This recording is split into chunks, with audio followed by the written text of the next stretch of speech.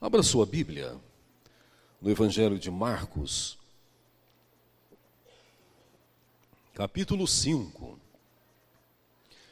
O tema desse bimestre é esperança. Então, as exposições bíblicas, tanto no culto da manhã, e você que nos visita pela primeira vez, nós temos culto nos domingos de manhã, das 9 às 10 horas, também nos cultos da noite, das 18 às 19h30.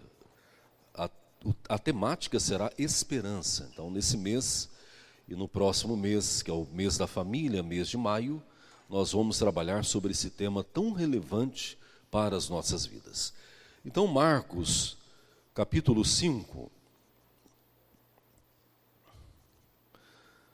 do versículo 25 ao 34.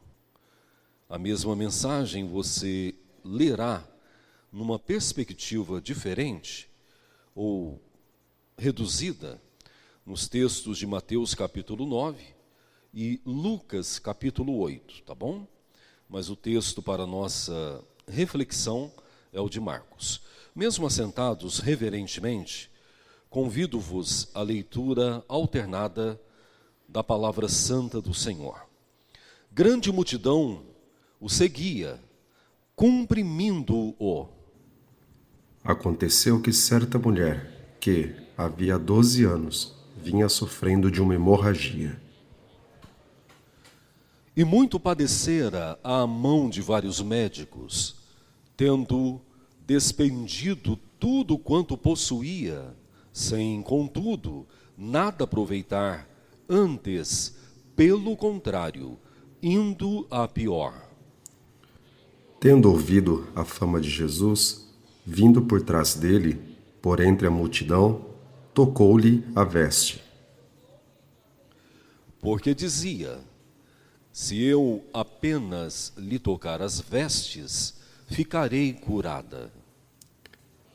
E logo se lhe estancou a hemorragia, e sentiu no corpo estar curada do seu flagelo. Jesus, reconhecendo imediatamente que dele saíra poder, virando-se no meio da multidão, perguntou: quem me tocou as vestes?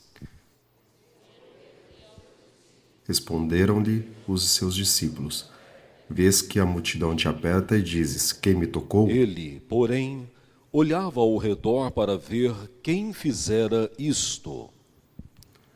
Então a mulher, aterrorizada e tremendo, cônscia do que nela se operava, veio, prostrou-se diante dele e declarou-lhe toda a verdade.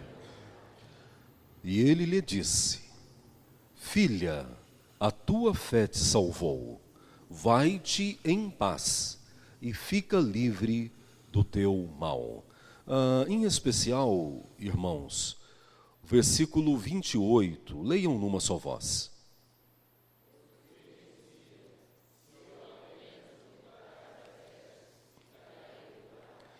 Senhor, é a tua palavra, e somente ao ouvi-la, nós somos profundamente alimentados por ti. Esse é o poder da tua palavra, único da tua palavra. Nenhum outro livro, nenhuma outra literatura pode tratar a nossa alma. A tua palavra faz isso de forma poderosa. Mas o Senhor tem nos abençoado também nos momentos da exposição da palavra do Senhor. Então pedimos a ti que agora os ouvidos da nossa alma estejam voltados somente para o Senhor, que toda a nossa atenção possa voltar somente para ti, a fim de que possamos ouvir ao Senhor e sermos tratados pela tua palavra diante daquilo que nós precisamos. Oro em nome de Jesus. Amém. Aonde você coloca a sua esperança? Em quem você definitivamente coloca toda a sua esperança? A esperança é essa mola propulsora que nos faz prosseguir em frente, mesmo que tudo ao nosso redor pareça cooperar para que desistamos. Esperança é aquilo que nos faz ou que nos tenta fazer olhar além daquilo que nós passamos num determinado momento. É a esperança que nos fala que um novo amanhecer pode trazer para nós novas alegrias. É a mesma esperança que nos faz olhar para a luz de um dia ensolarado e crer que naquele dia muitas coisas poderão ser transformadas.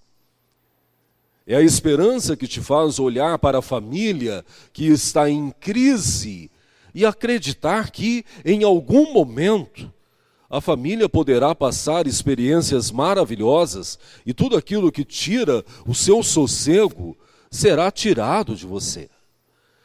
Esperança também te move no trabalho, na faculdade, nos estudos. A esperança te move nos relacionamentos.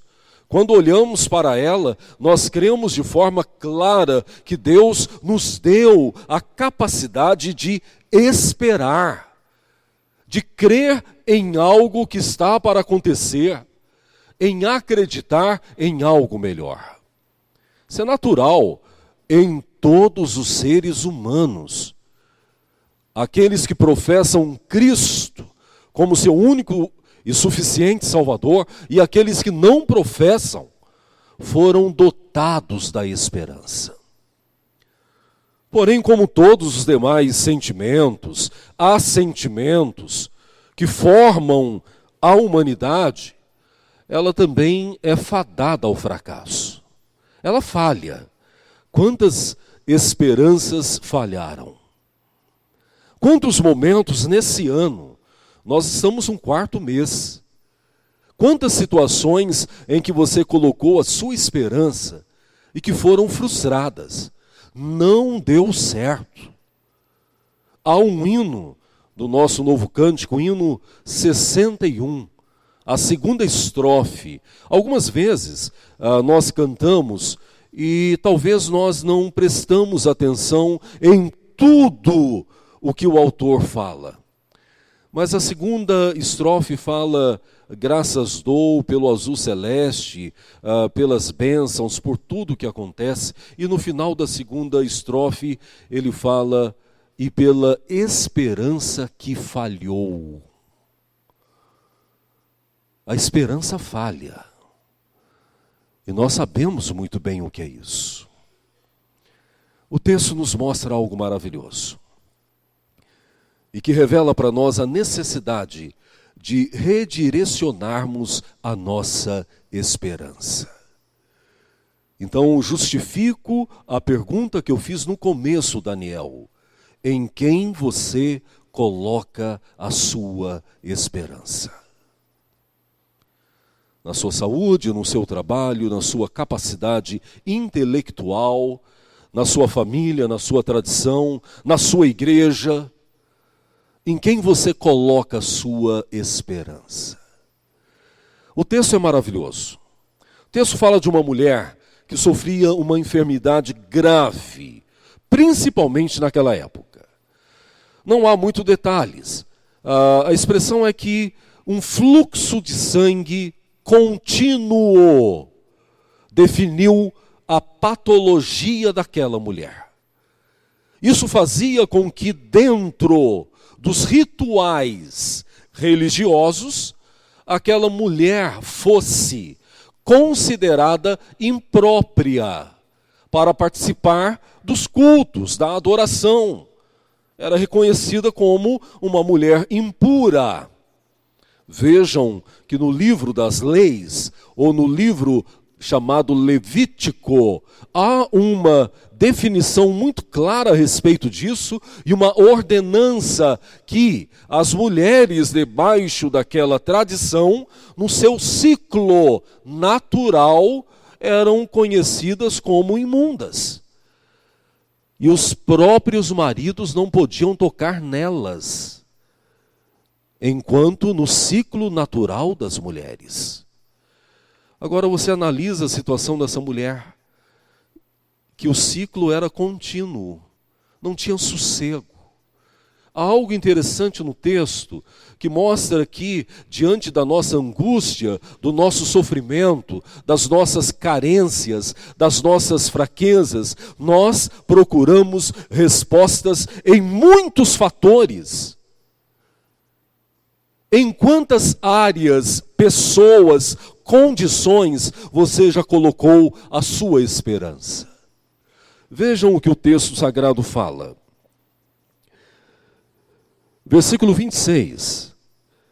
Essa mulher muito padecera a mão de vários médicos, tendo despendido tudo quanto possuía, sem, contudo, nada a aproveitar, antes, pelo contrário, indo a pior.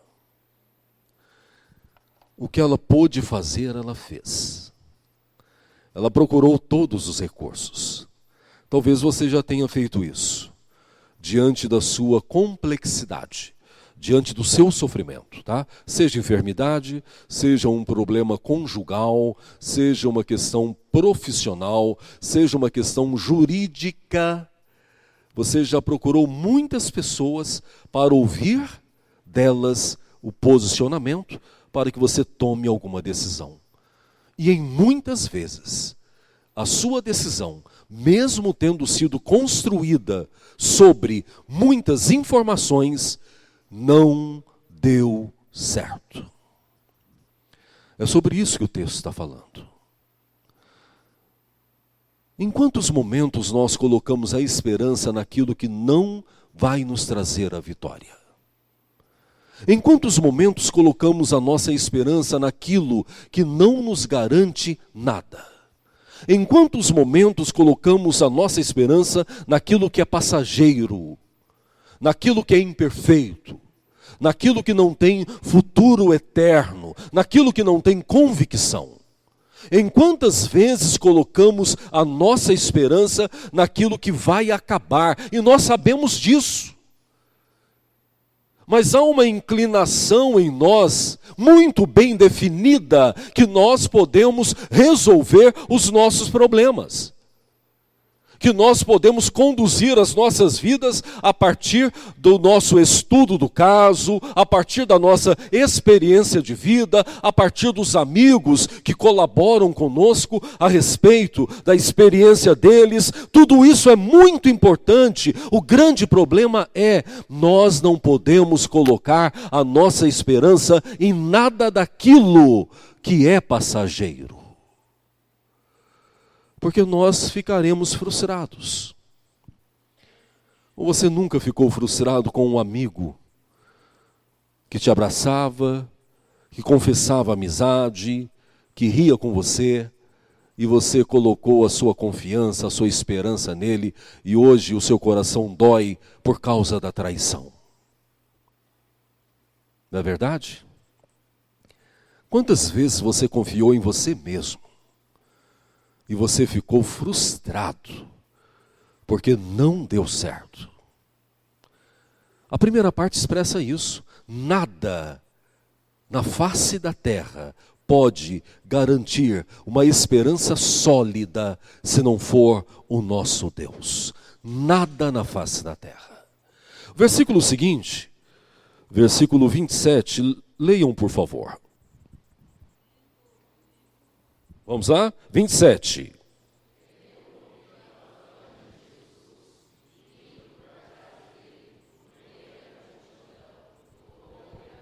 E 28.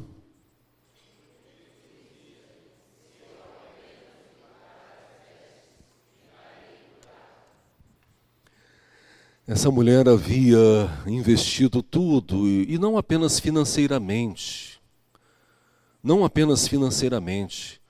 emocionalmente, fisicamente, mentalmente. Aquela mulher havia investido tudo que ela tinha em tudo que havia sido colocado para ela como solução do problema dela. Mas aí entra algo maravilhoso. É quando Jesus entra maravilhosamente na nossa história. Isso muda radicalmente a nossa direção. Isso muda as nossas vidas. Isso muda a nossa perspectiva. Os relatos bíblicos não falam de grandes homens que, por serem grandes e porque tiveram fé, alcançaram grandes vitórias. Os relatos bíblicos expressam como centralidade um grande Deus, que na nossa fragilidade e na nossa desesperança opera grandes maravilhas. E é esse o centro da mensagem. Cristo entra na nossa desesperança. E tudo muda ao nosso redor. Isso aconteceu com a mulher à beira do poço de Jacó. Angustiada, sofrida, decepcionada, tudo aponta para uma mulher que sofria algo na vida amorosa, relacional, e Jesus saciou a sede dela. Um cego à beira do caminho que saiu da sua casa para fazer tudo o que ele queria fazer e tudo que ele fazia todos os dias. Mendicância. Ele não tinha nenhuma perspectiva, Raul. Ele saiu para fazer o que ele fazia todos os dias. Mas o Senhor passou naquela rua. E assim como ele chegou no poço de Jacó e mudou a vida da mulher de Samaria, Jesus salvou, curou os olhos daquele cego. O homem que há aproximadamente 40 anos, Josué, esperava numa crendice humana, de que um anjo baixava no momento específico, movimentava a água, e o primeiro que saltasse nela seria curado de todas as enfermidades. Há 40 anos aproximadamente, ele esperava pela oportunidade, e quando Jesus chegou para ele, ele disse: eu não consigo. Ele não andava, eu não consigo, porque antes que eu pense alguma coisa, alguém pula na minha frente. Ele não falou nada. Ele não falou: eu creio em ti, tu és o Deus, nada. Jesus olhou para ele e falou: levanta, toma o teu leito e anda. Quando Jesus entra na nossa história, ele muda tudo. Ele redireciona a nossa esperança. Ele aponta a nossa esperança para Deus e nos mostra que não há nada melhor do que esperar no Senhor. Tranquiliza a alma. É a única esperança que tranquiliza a alma em meio às maiores aflições, é a esperança em Deus. Em Deus. Você pode estar com uma enfermidade, a sua conta bancária pode ter 20 milhões de reais, você pode pagar o melhor médico, e isso não conforta a sua vida. É só Deus que conforta. E foi isso que aconteceu com aquela mulher. A mulher que havia investido tudo e colocado a sua esperança em todas as formas de possibilidade, ouviu falar de Jesus. Viu a importância, Júlio, de falar de Jesus? Por isso que é muito bom reconhecer a missão da igreja. A missão da igreja é falar de Jesus. Ela ouviu falar de Jesus. Jesus, por onde passava, mudava vidas. E há algo maravilhoso. O versículo 28 é o que mostra a esperança dela. Lucas não fala sobre isso. Na verdade, Marcos é o que dá mais detalhes desse evento. E Marcos dá esse detalhe maravilhoso do versículo 28. Leiam novamente com muita atenção.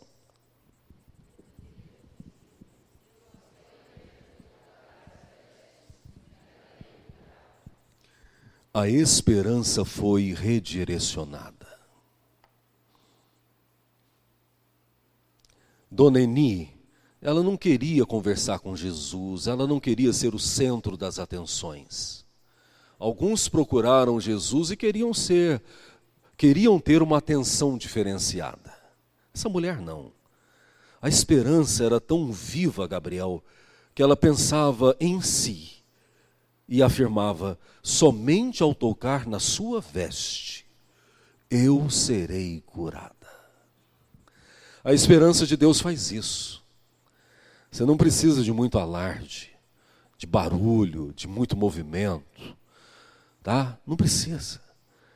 É só crer que Deus está no controle de todas as coisas e se submeter à vontade soberana dele. Isso muda toda a realidade. Como não falar de esperança, Luzia, sem lembrar do Salmo 40, versículo 1, né? A maioria sabe de cor. Qual é? Esperei confiantemente. Amém. Esperei confiantemente. A versão corrigida é uma versão que eu gosto muito. Em muitos versículos, fala: esperei silenciosamente. Foi isso que essa mulher fez, Neto. Sim, haviam alguns motivos para ela entrar meio que de surdina. Ela não era bem vista, principalmente no momento em que o Senhor estava e muitos religiosos estavam ao redor, curiosos, e outros armando ciladas. Ela não seria bem-vinda naquele momento. Mas ela confiou silenciosamente. Isso é maravilhoso. A esperança em Cristo transforma situações, transforma vidas, transforma histórias. Veja o que aconteceu. 29. E logo, nos outros evangelhos, imediatamente. Síndila, Deus tem as formas de curar as pessoas. Ele é o Deus poderoso. Há dois relatos de cegos. Esse do caminho de Jericó. O que queres que eu faça? Que eu volte a ver, Senhor. Então veja. E há outro cego que Jesus teve que tirá-lo da cidade. Fazer uma lama, colocar nos olhos. Lava, está vendo? Mais ou menos, está meio embaçado. De novo. E aí cura. Deus tem formas diferentes. Não dá para padronizar. Não dá. Ele tem formas diferentes. A grande verdade é que Ele cura. Ele cura ainda. A gente não fala muito disso. Ele cura. De forma poderosa. Sim. Ele pode usar a medicina. Ele pode usar o seu médico. Ele pode usar uma medicação. Mas Deus continua curando milagrosamente. Agora, essa mulher recebeu a cura imediata. Então, a mulher que sofreu durante muito tempo, aproximadamente 12 anos, teve a cura instantânea.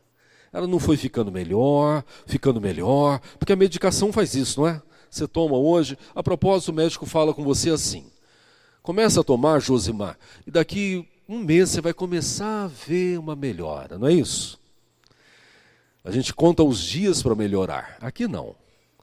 A mulher tocou e imediatamente foi curada. Que Deus poderoso, maravilhoso, mas que exige de nós uma esperança colocada somente nele. A conclusão é poderosa para as nossas vidas. Versículo 30. Jesus reconheceu algo diferente. Caio, todos tocam nele, mas só alcançam a bênção aqueles que tocam com a alma, aqueles que tocam com confiança, aqueles que tocam com verdadeira esperança. Foi isso que os discípulos questionaram. Mas como queres saber quem tocou no Senhor? Porque diferente de muitos líderes religiosos hoje, que são famosos, que andam cheios de segurança, que ninguém consegue falar com ele entra por uma porta secreta, sai por uma porta secreta. Jesus não, o próprio Deus não. As pessoas tocavam, apertavam. Você já andou na 25 de março de São Paulo? Você sabe o que eu estou falando. Você sabe o que eu estou falando. Você não tem vontade própria. Se você quiser entrar numa loja, isso no dia cheio de gente, numa loja lá em cima, né, Sidney? Você sabe disso. Você vai ter que começar a tentar virar 2 quilômetros antes. Porque não tem como. Se você vai pegar um metrô em São Paulo no horário de pico, a mesma coisa. Mesma coisa. O seu destino é aquela porta. Mas para você chegar naquela porta é 1 hora. É gente que te abraça, que te aperta, que te chuta. Jesus vivia isso. Ou você acha que 6 pessoas ficavam rodeando Jesus? Milhares de pessoas. Nas multiplicações de Jesus, há uma perspectiva que por volta de 11 a 13 mil pessoas foram alimentadas. Então os discípulos, assim como eu, levantaram uma questão lógica. Como queres saber quem te tocou, se todo mundo está tocando o Senhor? Mas Jesus sabe quem toca diferente. Jesus sabe quem toca pela fé. Jesus conhece quem toca pela esperança. Jesus conhece quem toca simplesmente pela religiosidade. Eu não sei. E você não sabe. Mas Jesus sabe. Ele insistiu. Agora, por que Jesus insistiu?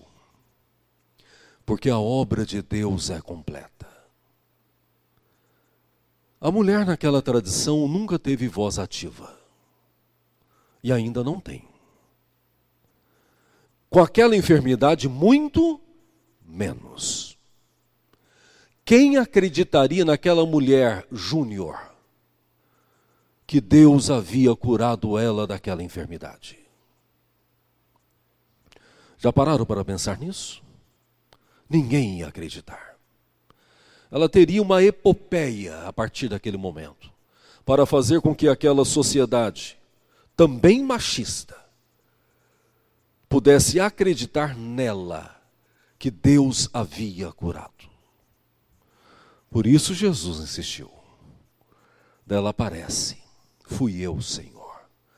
E há algo maravilhoso, nós falamos isso lá na nossa sala hoje, né, Alessandro? O temor e o tremor diante de Deus. Aquela mulher tremeu. Tremeu por vários motivos. Primeiro, porque ela sabia muito bem que ela não era bem-vinda ali. Ela estava quietinha, encostou, foi curada, volto para casa, estou muito bem, era o que eu queria. Louvado seja Deus. Mas agora Jesus a expõe no meio de centenas de pessoas, no meio dos religiosos acusadores. E ela é exposta, ela treme também diante de um Deus poderoso, porque a expressão é, e Jesus viu que dele saiu virtude. E não há como a gente não tremer quando o poder de Deus enche os nossos corações. E aí Jesus completa a obra, veja o que acontece.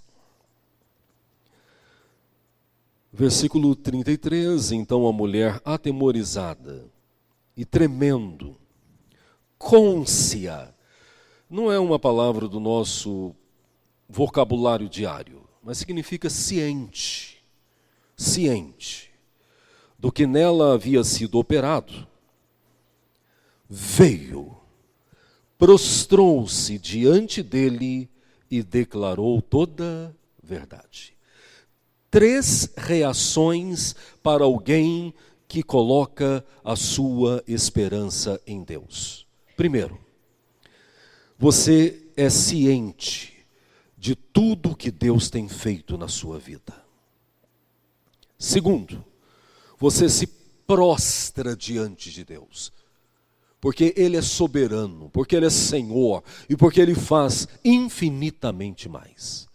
Terceiro, você confessa com seus lábios o grande poder de Deus na sua vida.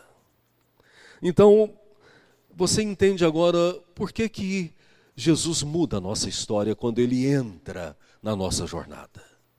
A mulher com medo, insegura, enferma, fragilizada por sua hemorragia de década, agora encorajada pela presença de Jesus, declara o grande poder de Deus. Versículo final, leiam por favor.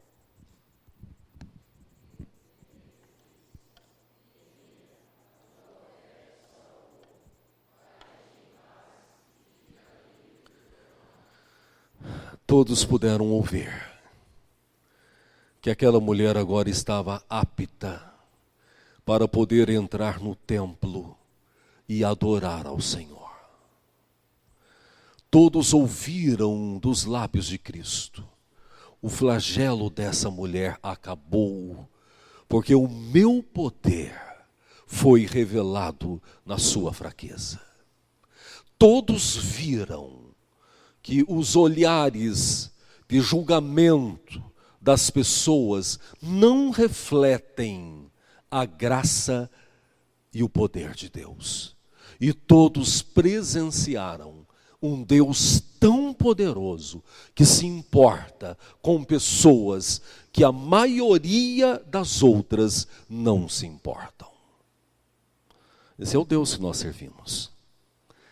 Por que você não vai colocar a sua esperança nele? Que Deus te abençoe e que você continue olhando para Ele como a sua única esperança. Não há outro em que nós podemos esperar.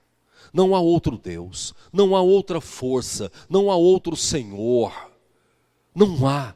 Ele é o Senhor absoluto das nossas vidas.